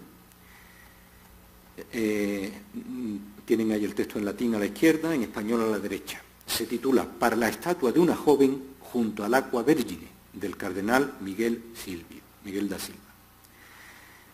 El texto está puesto en boca de la propia escultura, que dice: «Ten cuidado, visitante, no te engañen de mala manera los poemas que hace poco muchos cantaron sobre mí. No soy una diosa, ni la divinidad de la fuente, ni una ninfa de Diana». Había mucha literatura sobre esto, sobre esas imágenes que eran. «Sino que conviene decir simplemente lo que soy. Soy una estatua, como ves, hecha según el modelo de una joven, a la que una plácida quietud apresa mientras corre el agua. Y quien me hizo, quizás amó a una igual, pero que era sorda a sus ruegos, lo que manifiesta esta misma quietud». Es decir, no, dejémonos de teorías. Yo no soy una ninfa, yo no soy una diosa, yo soy pues una escultura que han hecho un escultor, habrá tenido un modelo, a lo mejor una mujer de la que estaba enamorado, y que me ha hecho la escultura, ¿no? Y termina diciendo la escultura: «Julio», se refiere al Papa en aquel momento, Julio III, «Julio me colocó aquí, me dio también el nombre de Virgen», y dice en su último verso: «un nombre que convenía a la fontana y a su época», como diciendo, un verso totalmente irónico al final, me dio el nombre de Virgen, que era muy propio para su época y para una escultura de piedra, ¿no? Nos está queriendo decir pues que no eran vírgenes más que las esculturas, ¿no? Bien, quizás sea un poco exagerado el cardenal Viseu en este epigrama que escribió y que se mantuvo, en ningún momento se dio a publicar y que se ha mantenido oculto hasta nuestros días, ¿no? Quizás sea un poco exagerado. El cardenal debía estar bastante harto de su situación, cómo lo había tratado su rey, la situación que él tenía en Roma. Si realmente pasaba necesidad allí, a pesar de ser un cardenal, pues no estaría muy contento con la corte romana, ¿no? De manera que a lo mejor es un poco exagerado en su crítica, pero nos da idea de el porqué de la disidencia, los fenómenos de disidencia que podemos encontrarnos, ¿no? Bien. Todo esto, pues lógicamente, acaba teniendo repercusión, acaba derivando en fenómenos de autocensura. Ya hemos dicho que el propio Juan de Berzosa no publicó lo que había escrito sobre el cónclave. El cardenal Viseo, por supuesto, no se le ocurrió publicar el epigrama que había escrito sobre Julio III, ¿no? Pero es que hay incluso autores que llegaron a cambiar sus producciones por motivos de este estilo. Por ejemplo, nosotros hemos hablado aquí de que el humanista español Benito Arias Montano tuvo mucha relación con un humanista flamenco que es Levino Torrencio, que fue un gran especialista en Horacio, que estudió en Roma cuando joven y que después de hacer sus estudios volvió a Lieja, fue auxiliar del obispo de Lieja durante un tiempo, luego fue nombrado arzobispo en su tierra natal, en Flandes, y en esos años en los que él se desempeñaba como obispo en Flandes, pues publicó varias veces, hizo varias reediciones de sus poesías latinas completas, que tituló Poemata Sacra, poesías sagradas, porque en gran parte tratan temas religiosos. Pero también hay en concreto un libro donde él aglutinó muchos poemas que había compuesto en su época romana para sus amigos, poemas de circunstancias como los que hemos visto, ¿no? Entonces, aquí tenemos un ejemplo muy interesante porque uno de los poemas que tiene en el libro está dedicado a Lorenzo Gambara, que es un italiano un romano con el que coincidió en Roma en sus años de estudio en Roma, ¿no? Y le dice a Lorenzo Gambara: ni conocí a Lidia ni viví las bacanales, pero me agradó divertirme con los siguientes versitos. Tú, ya vencido por la vejez al pasar los años, tampoco echas cuenta, Gámbara, de tales placeres. ¿Por qué entonces hice esta diversión dedicada a tu nombre? Fingí para hacer ver que no hay bondad en el amor obsceno. El que cultivado por estudios honestos quiera evitarlo, que no se preocupe de nada sino de amar solo a Dios. Con esta dedicatoria empieza un poema que titula Bacanalia, que se refiere a las bacanales antiguas, ¿no? Y dice en el poema: puesto que el día festivo pide, Gámbara, abundancia de un lesbio inocuo, un lesbio es un vino de Lesbos, y de un hermoso Cupido, y los deberes alegres de la diosa de Chipre, que es Venus, no sin las gracias desnudas, recordando un tiempo hay demasiado breve entre gratos amigos, cojamos esos bienes, no sea que nos falten la oportunidad del tiempo y del lugar. Está incitando al disfrute de las bacanales. Dice, ahora que llegan las bacanales, pues lo que cuadra es el disfrute de Cupido, del lesbio inocuo, de Baco, el disfrute de Baco, y aprovechemos esta oportunidad. Los vasos de Liber, que es otro nombre de Baco, como saben, los vasos de Liber con moderación y una Venus sobria nos aportan vida, y no de un modo más fácil se aparta el triste peligro de un espíritu enfermo que si alguna vez más distendido mezclas con las preocupaciones un poco de locura. Ea, seas quien seas, y ya se ve él en un banquete, seas quien seas, vacía con más rapidez toneles marcados con señal antigua, es decir, vino antiguo, y trae una jarra entera que me libere del miedo acuciante, el miedo al paso del tiempo, a la muerte, que llene mis venas de una esperanza larga y me añada un brillo desacostumbrado, y que lleno de un espíritu copioso me haga capaz para amores lascivos. Ea, dame, niño, la copa, dame la copa repleta de un vino viejo. Dame ahora una segunda. ¿Por qué te paras? No es bastante, escancia la tercera. 3 veces con 3 copas hay que beber por el coro impar de las gracias. Pues con estos auspicios conviene dar comienzo al banquete, para que luego una gracia, unida a sus radiantes hermanas, con juegos dulces y bromas ligeras, sazone la comida festiva, con mucho vino, como conviene, sin que temamos ni el número ni la medida par, todos celebraremos a Porfía, tu divinidad, Baco, y a ti, decorosa Venus, no sin un gozo asombrado. Y no quisiera olvidarte, Lidia, Lidia, la parte mejor de mi alma, o igual también a las mismas gracias por tu hermosura, a la vez que por tus costumbres radiantes. Por ti Venus declara la guerra y lleva cautivos los espíritus de los amantes, donde le place con un juego cruel. Pero ¿por qué rehuiría yo? ¿Por qué estas cadenas? Pues si te me das sin rémora, ganando mi ánimo con tus leves tormentos, viviré bajo el yugo de mi señora, más feliz con la dulce suerte de esta servidumbre que si mandase a los reyes. Tú sola eres aquella sin la cual mi vida sería triste, incluso moriría por ti, si con mi muerte pudiera comprar tu salud. Ardo en deseo, ardo en grandes fuegos, pero sufriré arder así y soportaré con gusto todavía llamas nuevas para no helarme sin ti en un frío perezoso. Bien, pues como ustedes ven, se trata de un poema que llama a disfrutar de las bacanales, de las fiestas bacanales, como si recrease las fiestas antiguas, ¿no? Como si fuese un autor antiguo que recrea el disfrute de aquellas fiestas, y en concreto, pues, se refiere a esta tal Lidia, ¿no? Que sería, pues, la fuente de sus amores, ¿no? Y todo esto lo hace bajo la dedicatoria a Lorenzo Gámbara, diciéndole en un principio, nec lidem novi, dice en el texto latino, nec lidem novi, ni conocía Lidia, nec bacanalia vixi. Yo ni he conocido a esta tal Lidia, ni he vivido las bacanales, pero he querido escribirte estos versos como si fueran un juego, Gámbara, pues como una diversión, como una diversión.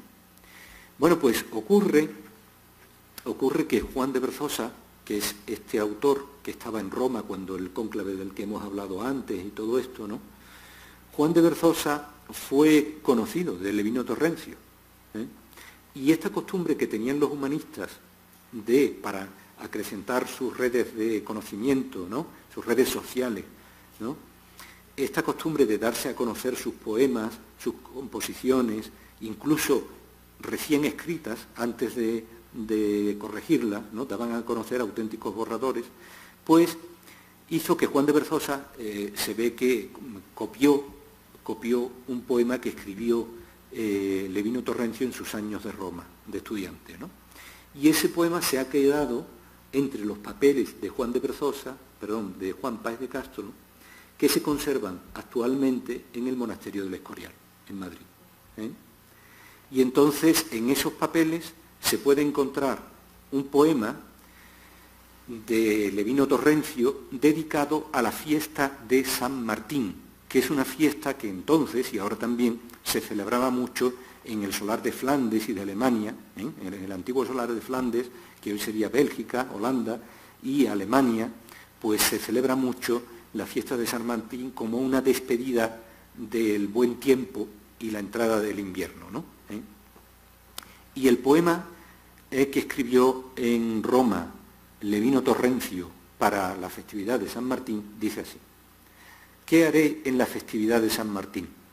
Que celebran con diversidad de comidas y festejan con mucho vino aquellos que ni quieren poner freno a su espíritu libertino, ni agobiarse con preocupaciones inútiles, ni controlar su carácter jocoso. Me disgusta la marcha demasiado rápida de la urbe de mis antiguos compañeros. Mientras más grata fue su presencia, un gran motivo de alegría, con más dureza su ausencia me produce ahora una angustiosa amargura. Allí él se encuentra en Roma, se han marchado sus principales amigos, y él se encuentra en Roma solo y se acerca la fiesta de San Martín. Así pues, ¿qué haré, miserable de mí? ¿Qué auxilio encontraré para esta grave enfermedad? Puesto que el día festivo pide bebida abundante de un lesbio inocuo, no sin las gracias desnudas, y los alegres deberes de la diosa de Chipre y del lascivo Cupido. Suena esto, ¿verdad?, de antes. recordando un tiempo, ay, demasiado breve, entre mis gratos amigos, a los que se ha referido antes, cojamos esos bienes, no sea que nos falten la oportunidad del tiempo y del lugar. El culto del Iber con moderación y una Venus sobria nos aportan vida, y no de otra manera más fácil se apartan del espíritu las tristes preocupaciones que cuando se distribuyen alternativamente las tristezas mezcladas con intermedios gozosos. Ya se ve de nuevo en el banquete. Ea, seas quien seas, busca más rápido un tonel marcado con señal antigua y trae una jarra llena que me libere del miedo acuciante, que llene mis venas de una esperanza larga y me añada un brillo desacostumbrado, y que, lleno de un espíritu copioso, me haga capaz para los amores festivos. Dame, niño, más rápido, dame un vaso rebosante de vino. Dame, niño, otro. ¿Por qué te paras? No es bastante, añade un tercero. Pues con tres vasos hay que beber por el coro impar de las gracias. Con estos auspicios nos conviene dar comienzo al brillante banquete. Luego una gracia unida a sus hermanas, con risas dulces y bromas apropiadas, sazonarán la comida festiva. Con mucho vino, como conviene, sin que temamos ni el número ni la medida par, todos celebraremos a Porfía tu divinidad, Baco, y a ti, decorosa Venus, no sin un gozo asombrado. Nos damos cuenta de que es el mismo poema. Y dice ahora a continuación: y no quisiera olvidarte, Isabel, luz de tu Iberia. Las dos Iberias en aquella época eran Italia y España. Lo más normal, como él estaba en Italia, es que esta Isabel, luz de otra Iberia, fuese una española. No quisiera olvidarte, Isabel, luz de tu Iberia. Tú atas gratos lazos y cadenas para mis pies que los desconocían. Oh dulce servidumbre la mía, sencilla por sus encantos, pero poderosa en exceso. En ti brilla Venus por completo.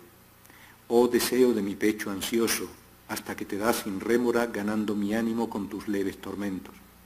Viviré bajo el yugo de mi señora, más feliz con la dulce suerte de esta servidumbre que si mandase a los reyes. Tú sola eres aquella sin la cual mi vida sería triste. Incluso moriría por ti si con mi muerte pudiera comprar tu salud. Ardo en grandes fuegos, pero me dejaré quemar por tal de sufrir un género breve de muerte y no congelarme sin ti en un frío inactivo.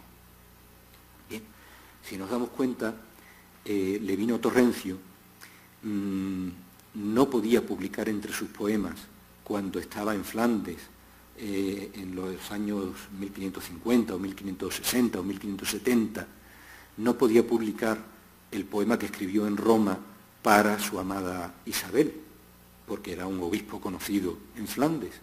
Realmente la cuestión, bajo mi punto de vista, no es tanto que Levino Torrencio no quisiera o no pudiera reconocer que cuando era un estudiante en Roma pues estuvo enamorada de esta Isabel o vivió la fiesta de San Martín o cualquiera de estas cosas, porque podría aceptarse cuántos obispos o personas religiosas habían podido tener una vida distinta anteriormente. Eso era una cosa que podía ser aceptable, digamos, ¿no? La cosa es el miedo que tiene un obispo en aquella época a que utilicen este tipo de argumentos para atacarle. Es decir, Flandes en aquellos años era un enjambre de tensiones de tipo religioso, los obispos como Levino Torrencio eran como un frente de resistencia ante el avance de los luteranos y de los protestantes que trataban de rechazar los tribunales inquisitoriales que Felipe II quiso imponer allí, la política de Felipe II en Flandes. Estaba en una situación tan tensa por este aspecto que no se arriesgó, sencillamente no quería arriesgarse a que nadie le denunciara por un motivo o por otro. Y entonces, ¿qué es lo que hizo? Reformar su composición para que pudiese aparecer en su obra. Y quiérase que no, lo mismo si él estaba arrepentido o no de haber conocido a aquella Isabel, es un poco triste que no pudiera manifestarse sinceramente, ¿no? Bien.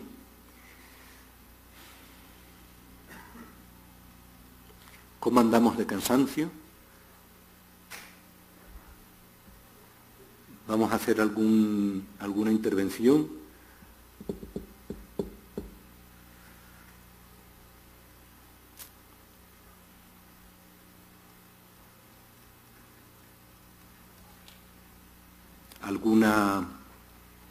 Podemos hacer alguna aportación o alguna intervención, ya que el curso se está acabando, sobre el mismo curso, lo que hemos visto, antes de que yo siga. Yo tengo aquí más textos que inciden sobre lo mismo, ¿no? Y que perfilan más la cosa, ¿no? Pero antes de seguir, sí, por favor. Tengo curiosidad por saber si también estos autores hispanolatinos escribieron acerca de, o hicieron críticas sobre los textos vernáculos, sobre todo la producción literaria en español. También tienen temas, toman esos temas, hacen críticas sobre esos temas, o se alejan de la producción vernácula y solamente se centran en su propia producción latina. Hombre, no es que estos autores, yo ahora mismo no tengo en la cabeza ningún texto latino que critique a un autor en español. No tengo ahora mismo ningún texto en la cabeza. Pero no es difícil, no es difícil, porque de hecho es que son los mismos. Es decir, es que tendemos a separar autores latinos y autores españoles, ¿no? Pero es que eran los mismos. Juan Páez de Castro es un autor que escribió muchas cosas en latín, principalmente es un autor latino, pero también tiene cosas en español. Juan de Berzosa se puede decir lo mismo, Benito Arias Montano. Ya he nombrado como Fray Luis de León o como San Juan de la Cruz, si yo no me equivoco incluso, aunque San Juan de la Cruz no lo recuerdo bien. Garcilaso de la Vega tiene composiciones en latín, es decir, que es el mismo mundo. Entonces, claro que se metían unos con otros en una lengua y en la otra, en una lengua y en la otra. Quevedo en español se ríe de los conocimientos latinos de Góngora, ¿no? Pues eso mismo, ¿no? Se podrían buscar textos en latín que critican desde luego a personas que escribieron en español y que los critican pues por ser malos clérigos.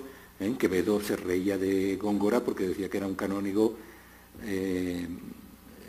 que iba a los toros, que lo ponía de mujeriego, en fin, le decía de todo, que vete tú a saber hasta qué punto era, ¿no? Pero claro, se interseccionan las dos cosas, ¿no? Interseccionan las dos cosas.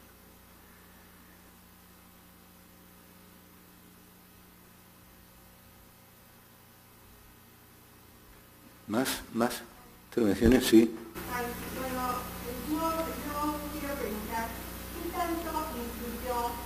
El descubrimiento del nuevo mundo en el humanismo universal. O de plano es algo que queda lateral para algunos escritores, o hay una influencia real. Lo digo porque cuando nosotros estudiamos desde acá a los autores, pues andamos buscando más o menos el mundo más que el otro, ¿no? El nuevo. Entonces, ¿hay un real impacto o no? Sí. Lo hay, realmente lo hay.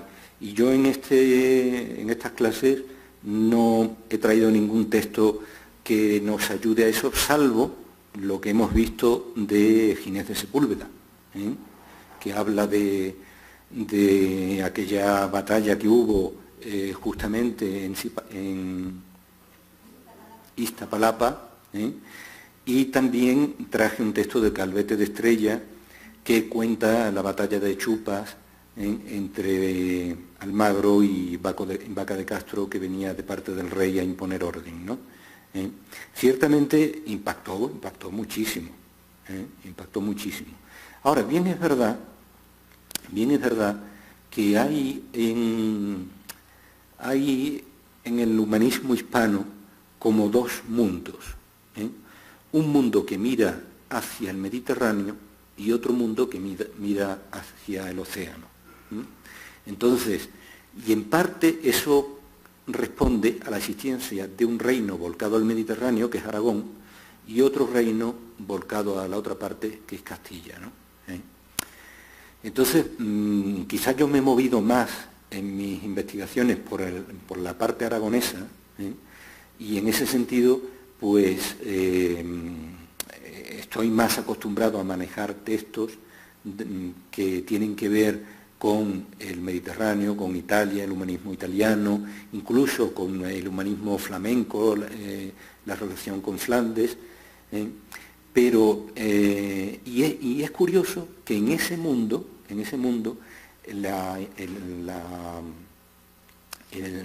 descubrimiento de América, la venida a América de Colón y luego los distintos viajes, eso es una cosa que impacta mucho menos. También aparece, es decir, estos autores de los que yo he hablado aquí nombran a veces, dicen cosas como nadie ganaría tanto dinero como los que van a América, por ejemplo, ¿no?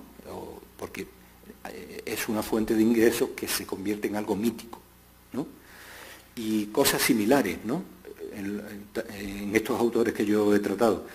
Pero los autores que están más volcados hacia la corona de Aragón, hacia Italia o hacia Flandes, tienen un impacto, recogen un impacto menor. Desde luego, un tema interesante para recoger textos de aquí y de allá, para buscarlo. Yo no lo he hecho por querer dar una visión lo más general posible, pero un tema interesante sería rastrear la huella de América en el humanismo latino. Hay obras sobre ese aspecto, hay bibliografía sobre ese aspecto, y desde luego se puede leer esa bibliografía y se puede estudiar, y tiene su interés, ¿no? Ya solo lo que escribió Ginés de Sepúlveda, y ya solo leer, a mí me impactó mucho cuando leí el llamado Demócrates II de Ginés de Sepúlveda. Ya eso solo da para hablar mucho, ¿no? Bien, más cosas.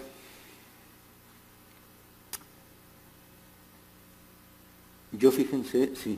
Perdón, es que tiene que ver con lo que comentaba, y había pensado, por ejemplo, en varios casos, por ejemplo, el de Procencia, que es humanista, que comenta a Garcilaso, pero sobre todo en el Cristiano, que tiene su filosofía antigua poética, que es totalmente en español, y que todo los diálogos hablan como si trataran de literatura antigua. No obstante, todos los ejemplos que usa son de literatura italiana, de literatura española y de literatura latina traducida al español. Y de hecho es bien interesante eso, porque el Vinciano termina siendo muy importante para la creación de la novela moderna, o sea, porque lo utiliza mucho Cervantes tanto para el Quijote, pero sobre todo para las segunda. Y en ese sentido creo que muchos de estos textos, o sea, creo que el humanismo tiene como una característica, o sea, se adentra en una tradición muy segura y muy sólida y madura, pero creo que esa madurez y esa solidez se traspasa a la literatura vernácula. O sea, pienso por ejemplo Rabelais, que es el antecedente de quién es como antecedente a los diálogos en el infierno de Luciano de Samosata, ¿no?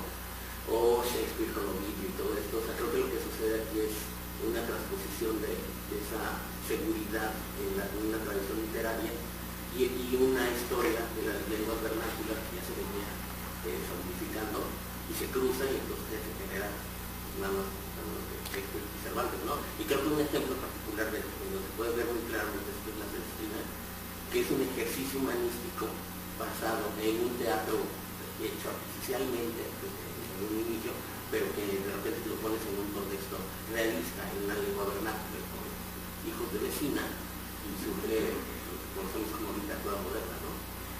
Sí, efectivamente, lleva toda la razón. Claro, es que el humanismo latino y el humanismo en español, o en francés, o en italiano, es que es el mismo movimiento en diversas lenguas, ¿no? Y en ese sentido, aquí hay especialistas o gente que se está especializando, tesistas, como dicen ustedes, en cuestiones de hispanismo, que conocen perfectamente la influencia del pinciano o el valor que tiene el pinciano, no ya como latinista, sino también en la literatura española, evidentemente, ¿no? Yo ahora cuando decía usted esto, yo me acordaba de, y quizás hablamos el otro día, ¿no?, de Hernán Pérez de Oliva. Yo hablé con alguien de ustedes de Hernán Pérez de Oliva. Hernán Pérez de Oliva es un español de estos que viaja a Italia en la primera generación de humanistas, es casi contemporáneo de Nebrija, viaja a Italia, hace estudios allí en Roma y cuando vuelve, pues igual que los otros, trata de enseñar el nuevo humanismo que había aprendido, ¿no? Y es profesor en la Universidad de Salamanca y escribe diversos tratados y tiene una literatura incipiente, digamos, de bastante interés. Un texto que se le conoce especialmente o que ha tenido especial repercusión es el libro de la dignidad del hombre, el diálogo de la dignidad del hombre, que es un diálogo de modelo clásico en el que dos personajes se reúnen para discutir sobre si el hombre es un ser digno de vivir, digamos, como vive, o si no es así, y hay un juez que dictamina entre ellos. Entonces uno de estos personajes, apoyándose en el De Rerum Natura de Cicerón y rememorando también los argumentos del De Rerum Natura, apoyándose en el De Deorum Natura de Cicerón y en el De Rerum Natura de Lucrecio, pues adopta el papel del epicúreo, diciendo que la Tierra es el centro del universo.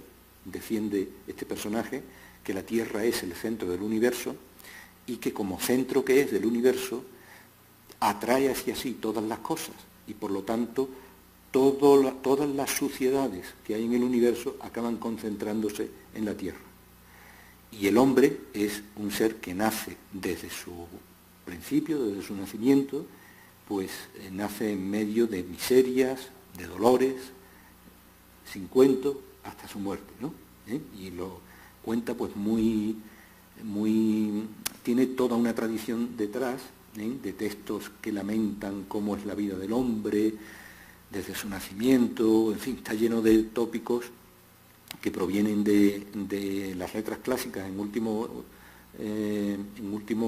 caso, a través de los italianos, ¿no? Y luego hay otro personaje que defiende lo contrario, que defiende que el hombre es un ser que nace, pues que tiene la mayor dignidad de este mundo desde el momento en el que nace y que es una creación divina y las maravillas de la inteligencia, de la voluntad humana, las sociedades que se han constituido, etcétera, etcétera, etcétera, ¿no? Bien, ese es un diálogo que imita un diálogo anterior italiano que se llamó también de Dignitate Hominis. Ese diálogo está en español, de Pico de la Mirandola, que pues entonces Hernán Pérez de Oliva lo que hizo fue coger aquel tratado que tenía fama de Pico de la Mirandola y hacer una versión española, con sus peculiaridades, pero una versión española. Bueno, pues él se murió joven. Hernán Pérez de Oliva tuvo la desgracia de morir joven. Si no hubiera muerto tan joven como murió, probablemente hubiera dejado una literatura parecida a la de Nebrija o a la del Pinciano o a uno de estos, porque tenía todos los mimbres para ello, ¿no? Pero una muerte pronta hizo que sus obras quedasen sin publicar, la mayoría de ellas, y entonces fue otro autor posterior, Cervantes de Salazar, es un autor que coge el diálogo de la dignidad del hombre, lo aumenta y lo publica él, aunque reconociendo que era de Pérez de Oliva, pero aumentado por él mismo, ¿no? Y claro, el aumento que le hace Cervantes de Salazar quiere curarse en salud, ¿no? Es decir, que no se puede interpretar mal en ningún momento el diálogo, porque claro, el personaje que adopta el papel de Epicúreo, y que niega la realidad divina del hombre y todo esto, pues podía ser sospechoso para la Inquisición, ¿no? Aunque en el diálogo gana el otro, gana el que defiende la naturaleza divina del hombre, ¿no? Pero aunque sea así, pues es una cosa rara la que pasa ahí, porque Cervantes de Salazar publica la obra, pero remodelándola para dejar claro esta victoria, y luego el texto vuelve a ser utilizado por Ambrosio de Morales, que es otro humanista de esta época del que no hemos hablado, porque en fin, no se puede hablar de todo, ¿no? Ambrosio de Morales fue sobrino de Hernán Pérez de Oliva y junto con sus obras publicó otra vez el diálogo de la dignidad del hombre de su tío. Bueno, pues el diálogo, a pesar de haberse publicado 2 veces y haber pasado por la licencia eclesiástica previa a la publicación en esas 2 ocasiones, y se hicieron, no sé si 2 o 3 índices de libros prohibidos, que saben que hubo varios índices de libros prohibidos en el siglo XVI, y en los 2 o 3 primeros que se hicieron no se nombró para nada a Hernán Pérez de Oliva, pero ocurre que en uno de ellos aparece una nota que dice: Hernán Pérez de Oliva, libro de la dignidad del hombre, creo que dice sospechoso, no sé si es ese adjetivo o un similar, sospechoso hasta que se enmiende, hasta que se enmiende si es literal. Entonces entra en una categoría de libros que no había libros abiertamente prohibidos, había libros que debían ser censurados, es decir, que debían quitárseles determinadas partes para publicarlos, y libros que estaban todavía por censurar. Bueno, pues nadie da una explicación de por qué el que redactó ese índice de libros prohibidos dijo que el libro de Pérez de Oliva no debía seguir publicándose hasta que se enmendara. ¿Que se enmendara de qué? ¿No? Bueno, pues como no había que dar ninguna explicación, pues eso se quedó así, y en el siguiente índice se reprodujo lo mismo. Y en el siguiente índice se reprodujo lo mismo.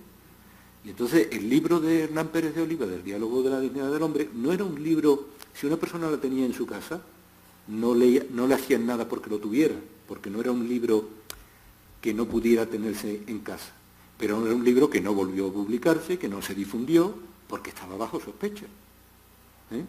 Entonces, toda esta historia es muy larga, está estudiada, hay una edición del diálogo en la biblioteca, en la editorial Cátedra, hay una edición del libro hecha por María Luisa Cerrón Puga, que es una profesora española que vive en Italia, y yo os he nombrado, me parece, al principio de las clases, que cuenta todo este proceso de cómo, pasando los siglos, el libro sigue bajo sospecha y nadie entra a decir por qué es sospechoso ese libro, ¿no?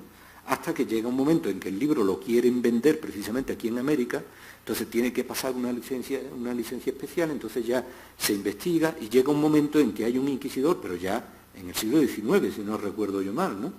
En que hay un redactor de este tipo de índice que dijo, pues una vez examinado el libro, aquí no se ve ningún problema para que sea publicado. Bueno, pues menos mal que en el siglo XIX el dichoso tribunal se le ocurrió aclarar la situación, ¿no? Porque mientras tanto el libro estuvo sin difundirse, ¿no? Y muy probablemente María Luisa Serrón lo que supone es que las personas que hacían los índices, esos índices, deberían haber sido personas de cultura especial para poder hacer bien esos índices, pero no era así. Y entonces una instrucción que tenían esas personas que redactaban los índices era relegar aquellas obras que fuesen relegables, que fuesen pues las que fueran, ¿no? Las de Erasmo, las de Lutero, las que fueran, ¿no? Y también todas aquellas obras que tradujeran a las obras tachadas como inconvenientes, ¿no? Entonces, cuando hubo un inquisidor o un redactor de estos índices que vio el libro de Hernán Pérez de Oliva y al ver el título probablemente no lo leyó, porque si lo hubiera leído, no cabe en cabeza humana, leyó el título y dijo, esto es una traducción de lo de el otro de Mirándola. Y como es una traducción, por lo menos hasta que se enmiende, sospechoso. Y ahí se quedó. Y por la pereza y la ignorancia del funcionamiento de ese lamentable tribunal, el libro no se difundió, pues casi hasta nuestros días, se podría decir. ¿Sí? Me parece tocar estos temas muy interesante la forma en la que algunos humanistas tenían que estos caminos, ¿no?, velados en los que tenían que andar para publicar y para dar sus ideas a conocer. Y me queda muy claro después de los ejemplos que vimos y también porque yo estoy obsesionada con una novela, se dice que es la única novela utilizada en Nueva España, es de Francisco Bramo, y se llama Los secretos de la Virgen sin el pecado, ¿no? De entrada es una novela pastoril que es dedicada a la Inmaculada, pero hay un personaje altruizo que hace una crítica pues muy severa a la Academia Mexicana. Y entonces yo lo que quería preguntar, que vimos hace unos días, ¿no?, de la bucólica, bueno, todas estas tradiciones de alguna forma permiten, con el lenguaje, mediante el lenguaje metafórico que se puede, ¿no?, en medio de toda esta ficción. Entonces, pues sí, eso es muy posible que se haga en la bucólica, porque ya sabemos que desde época antigua los pastores, los personajes pastores de las églogas, sirven como máscaras, como disfraces, para referirse a personas concretas, a emperadores o otras personas, ¿no? Pero tanto es así que es un tema que está en investigación. O sea, yo estoy investigando sobre eso. Sobre cómo la literatura bucólica, no sobre ese autor, sino cómo la literatura bucólica puede servir para ocultar críticas o disimular, para lanzar críticas de este estilo de manera disimulada. Sí, la bucólica, pero además, bueno, en mi caso, en lo que yo estoy estudiando, también el discurso religioso, ideológico, porque como vimos en los ejemplos que puse, puede ser que el primer párrafo tiene un locus amenus, ¿no? El narrador trae un locus amenus de un párrafo larguísimo, y entre líneas pone algunos comentarios de los personajes que no corresponden al modelo literario clásico. O sea, que uno se pregunta, bueno, ¿quién leyó esto? O sea, el que leyó la licencia no lo leyó. Bueno, eso que era religioso, ¿sí? Por supuesto, es decir, que todo tipo de argucias utilizaban estos autores para poder difundir sus ideas y evitar censuras o algo peor que censuras, porque podían ser hasta encarcelados o algo peor, ¿no? Efectivamente, es decir, esa novela pastoril, entiendo yo, sobre la que usted trabaja, pues efectivamente es un campo en el que pues, se puede criticar con facilidad, utilizando a los personajes de esa novela, pues lo que sea, la Academia Mexicana o lo que sea. Ahí tiene usted un campo de investigación estupendo. Hay muchos ejemplos como ese. Y yo estoy pensando ahora mismo, aparte de los textos que tengo aquí en el fichero este y que ya no nos da tiempo a seguir viendo estos textos, estoy pensando en un caso que me ocurrió a mí en uno de estos libros. Había una dedicatoria a el cardenal, no recuerdo cómo se llama de nombre, un cardenal de la familia del Monte, que era familiar de Julio III, y Julio III lo nombró cardenal siendo un muchachito.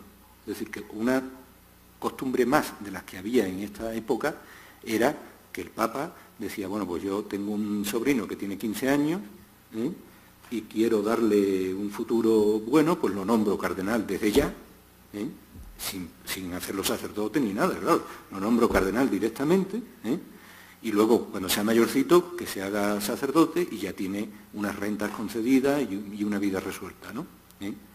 Y eso hizo Julio III con un familiar suyo, pero le salió rana, le salió fatal, porque este cardenal pues empezó a llevar una vida licenciosa, pero absolutamente está documentado, ¿no? Y llegó el momento en que el Papa lo echó del colegio cardenalicio. Es decir, que llegó un momento que dijo, bueno, esta vergüenza ya es que llega a un punto que yo no puedo, que se vaya, ¿no?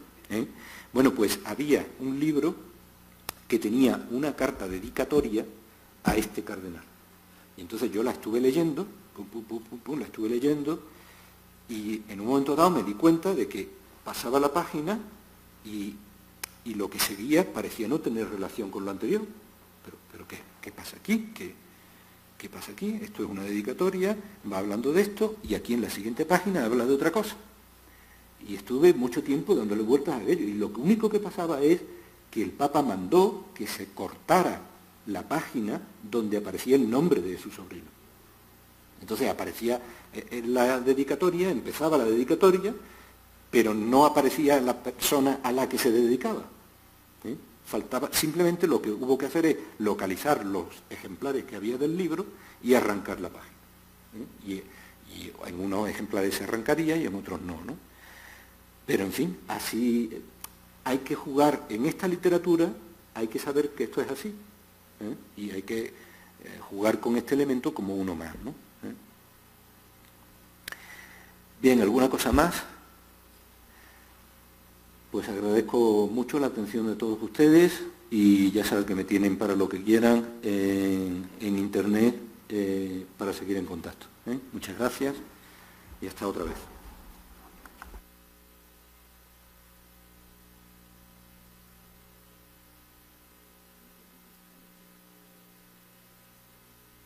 He ofrecido el curso de humanismo hispano-latino.